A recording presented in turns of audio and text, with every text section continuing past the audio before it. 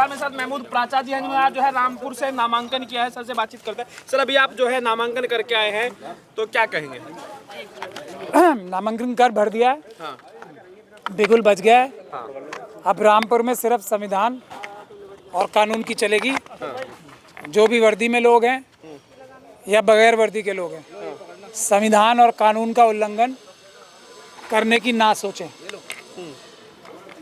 रामपुर की जनता के साथ जो अन्याय इतने सालों से हो रहा है और वो बहुत ही शांतिपूर्ण ढंग से उसको झेल रहे हैं। मैं ये समझता हूँ कि ये मेरा कैंडिडेट जो ईवीएम के विरोध के लिए भरा गया था पूरे देश से, जो ईवीएम के एक्टिविस्ट थे, उन्होंने मुझसे ये ईवीएम की लड़ाई, ईवीएम के अंदर घुस के उसको हराने की लड़ाई जो मुझे दी है, उसके साथ साथ रामपुर की जनता के साथ जो अत्याचार हो रहे हैं वो भी लड़ाई लड़ना मेरी जिम्मेदारी है। और मैं रामपुर की जनता का नौकर नंबर 1 बनने की कोशिश करूंगा, क्योंकि मेंबर ऑफ पार्लियामेंट किसी भी लोकसभा सीट का सबसे बड़ा नौकर होता है जनता का। उसके बाद डीएम होते हैं, उसके बाद एसएसपी होते हैं, मतलब ये सब एमपी से छोटे नौकर होते हैं जनता के। और हमारा एक मेन काम यही रहेगा कि अब से रामपुर की जनता मालिक बने और हम सब, मैं तो अभी अप्लाई किया नौकर बनने के लिए, लेकिन जो नौकर हैं ऑलरेडी, डीएम साहब, एसएसपी साहब, दूसरे कर्मचारी, वो सब नौकरों की तरह मालिकों से बिहेव करें, ऐसी मैं गुजारिश करता हूँ। लगातार पुलिस प्रशासन उनको बड़ा निशाने पर ले रहे हैं कि ढंग से काम करे, नहीं तो ये वो, मतलब ये ऐसा सब क्यों? देखिए, इसलिए मुझे मजबूरी में ये कहना पड़ रहा है। अगर आपने देखा होगा सबने, तो एक बहुत बड़े नेता हैं रामपुर के, वो अभी जेल में हैं। उन्होंने जेल से एक ऐसा पत्र लिखा, उसको देख के किसी का भी दिल दहल सकता है और ये सोच सकता है कोई भी कि इतना बड़ा नेता अगर ये चीज़ लिख रहा है कि 3 साल तक जिन अधिकारियों की, मैंने वो लेटर पढ़ा है, पब्लिक डोमेन में है, जिन अधिकारियों की पोस्टिंग 3 साल तक होनी थी, उन्हें 5 साल तक इसलिए रखा गया है कि पिछली बार की तरह जो चुनाव में हुआ, और पिछली बार में मुझे बताया जा रहा है कि चुनाव में जो वोटिंग हुई वो इतनी कम हुई कि उसकी वजह से ख़ास पार्टी को फ़ायदा हुआ, क्योंकि जो वीकर सेक्शंस थे, जो कमज़ोर तबके थे, उन्हें वोट ही नहीं डालने दिया गया, उनको घरों से नहीं निकलने दिया गया, और उसमें प्रशासन का और पुलिस का और सेंट्रल फोर्सेस का भी गलत इस्तेमाल हुआ। इसीलिए मैं बार बार पुलिस की बात कर रहा हूँ। और ये एक और अहम बात मैं आपको बता दूँ कि इलेक्शन कमीशन, आप सबको पता है, बड़े बड़े कैंपेन चलाती है, बड़े बड़े अभिनेताओं और नेताओं की फ़ोटो लगा के कैंपेन चलाती है कि आप अपना वोट डालें। वोट डालने के लिए देश के हर एक नागरिक को रिक्वेस्ट करती है, बहुत पैसे खर्च करती है।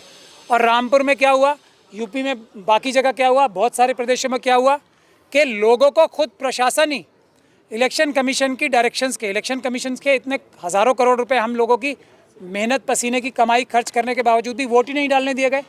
तो ये बहुत बड़ा अपराध है। किसी को वोट डालने से रोकना बहुत बड़ा अपराध है। तो कोई सपने में भी ना सोच ले इस बार कि कोई किसी को वोट डालने से रोकेगा। दूसरा, ईवीएम में जो गड़बड़ी हो रही है वो भी करना सपने में भी ना सोच ले।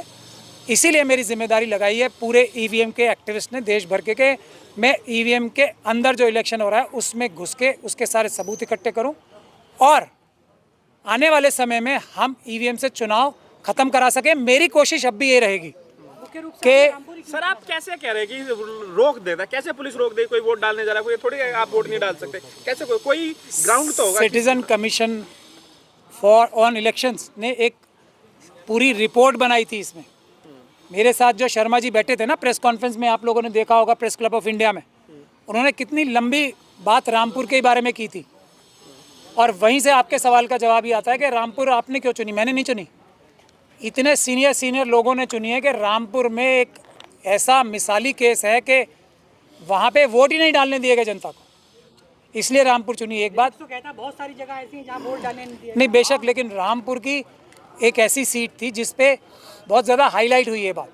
सर, आप और उनके अभी इतने बड़े नेता ने, मैं नेताजी का नाम जान के नहीं ले रहा हूँ, उन्होंने चिट्ठी लिखी है ना, वो जेल में अभी, कितना अभी तक हाईलाइट हो रहा है ना रामपुर ही क्यों हो रहा है। ये बातें सबने डिटेल में रिसर्च करके सोची है कि एक तो यूपी पुलिस के बारे में पूरी दुनिया में कितनी बदनामी हो रही है भारत की यूपी पुलिस की वजह से। सर रामपुर में कैंडिडेट को लेकर बड़ा हो हल्ला हो रहा था, कैंडिडेट ढूंढा नहीं मिल पा रहा था। देखा जाता है समाजवादी पार्टी की जो स्थानीय यूनिट है उसने तो बहिष्कार का ऐलान कर दिया, उसके बाद कुछ पर्चा भी भरा गया। अभी जो है महबूबुल्लाह को टिकट दिया गया जो दिल्ली के इमाम है। तो आपको क्या ऐसा लग रहा है कि यहाँ से टिकट क्यों नहीं सामने आया? जो आप कह रहे हैं कि वोट नहीं डालने दिया जाएगा, लोग इस बात का डर है कि अगर लड़ेंगे भी तो कोई फायदा नहीं है, इसीलिए आप आए हैं। इसीलिए मैं कह रहा हूँ ना, हमने देखिए हमारा मेन एम है कि आरएसएस और बीजेपी को रोका जाए और उनसे हमारी कोई जाति अदावत या जाति लड़ाई नहीं है बिल्कुल भी। ये बात भी मैं आपको साफ साफ बता रहा हूँ।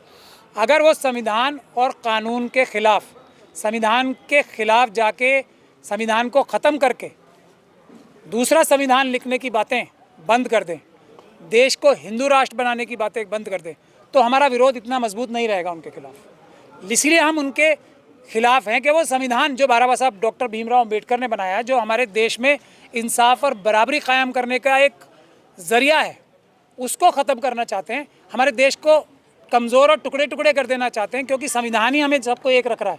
इसलिए हम उनके इसलिए खिलाफ हैं। कल को अगर वो ये बात छोड़ दें अपनी आइडियोलॉजी, तो उनके भी हम इतना खिलाफ नहीं रहेंगे, फिर दूसरे गुण दोषों पे जैसे होता है। लेकिन सभी पॉलिटिकल पार्टीज से हमारे सभी आरटीआई के एक्टिविस्ट ने ये गुजारिश भी की थी कि ये सीट जो कि बीजेपी ने जीती हुई है, ये छोड़ दी जाए। हम लोगों के लिए कोई भी इंडिया गठबंधन का या दूसरा non BJP non RSS party इसमें कैंडिडेट ना दे।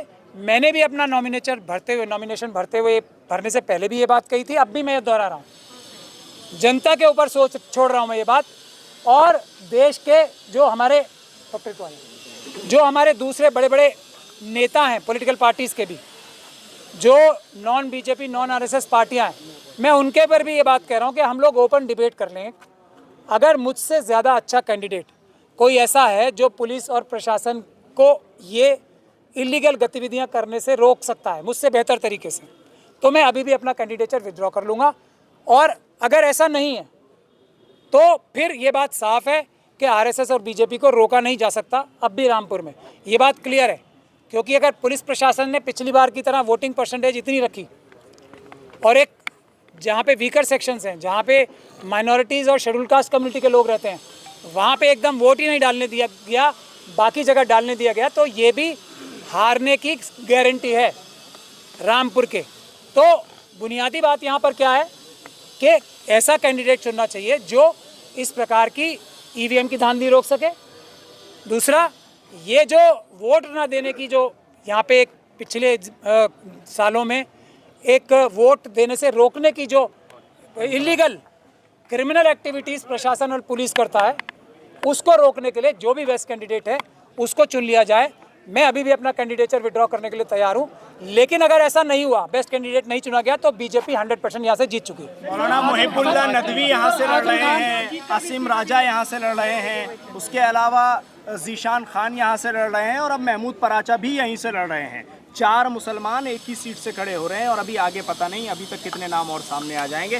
तो आप कैसे इसको देखते हैं? क्योंकि आप लोग कहते हैं कि भाई AIMIM आ गई, इसने वोट कार्ड डाले, उसने वोट कार्ड डाले, यहाँ तो आप चारों खुद मुसलमान खड़े हैं एक ही सीट पर। शुक्रिया ये सवाल पूछने के लिए। देखिए, कल तक जो चर्चाएँ चल रही थी जी, इमाम साहब का नाम नहीं था उसमें, ठीक। तो अब हम लोग तो अनाउंस कर चुके थे, तो शायद ख्याल रखा जाना चाहिए था। अगर कैंडिडेचर विड्रॉ भी नहीं करना था तो भी शायद इस बात का ख्याल रखा जाना चाहिए था। लेकिन कोई बात नहीं, हमारी किसी से नाराज़गी नहीं है। लेकिन बुनियादी बात मैं आपको बता रहा हूँ, चाहे कैंडिडेट किसी भी धर्म से हो, रामपुर में ख़ास तौर पे इस बात का एस्टेब्लिश प्रूफ है। पहली चीज़ जो चाहिए यहाँ पे वो जो वोट देने ही नहीं दिया जाता अपराध करके प्रशासन और पुलिस द्वारा, उसको रोकने के लिए कौन सबसे मजबूत कैंडिडेट है, ये होगा तय करने वाली बात।